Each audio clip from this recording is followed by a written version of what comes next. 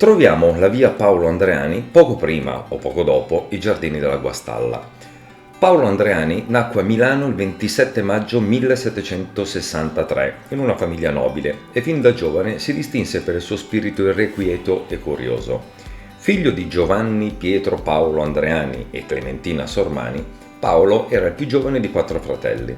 Cresciuto sotto la tutela del fratello maggiore Gianmario, Paolo sviluppò tanti interessi che spaziavano dalla poesia alle scienze, e furono proprio queste ultime a catturare definitivamente la sua attenzione. Il giovane conte, infatti, rimase affascinato dalla straordinaria impresa dei fratelli Montgolfier, in Francia ovviamente, e decise di replicare l'esperimento sul suolo italiano. Fu così che, grazie alla collaborazione degli ingegnosi fratelli Gerli, Paolo tentò il suo primo volo in mongolfiera il 25 febbraio 1784, nella sua villa Moncucco, che oggi fa parte di Brugherio.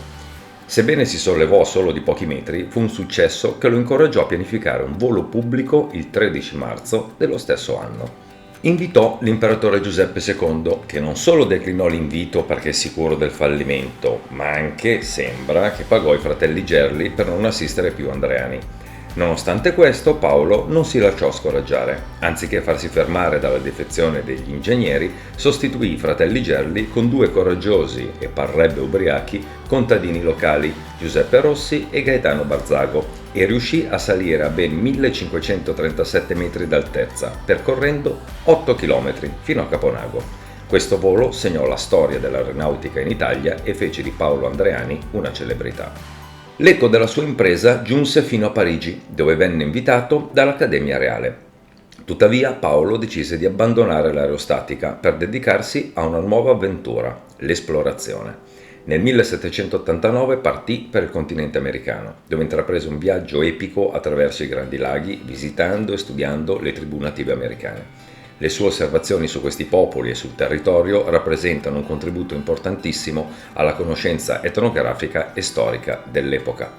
Con l'avanzare degli anni Paolo decise di fare ritorno in Europa, ma il suo desiderio di rientrare in patria fu ostacolato da diversi problemi, tra cui la sua crescente malattia e i sospetti politici austriaci. Si trasferì quindi a Nizza, dove visse gli ultimi anni della sua vita in condizioni di povertà e malattia, fino alla sua morte, l'11 maggio 1823. Ancora oggi la città di Brugherio mantiene viva la memoria di questo straordinario personaggio e del suo storico volo in mongolfiera. Ogni 13 marzo si commemora questo evento straordinario celebrando il coraggio e la visione di un uomo che ha osato spingersi oltre i confini del possibile.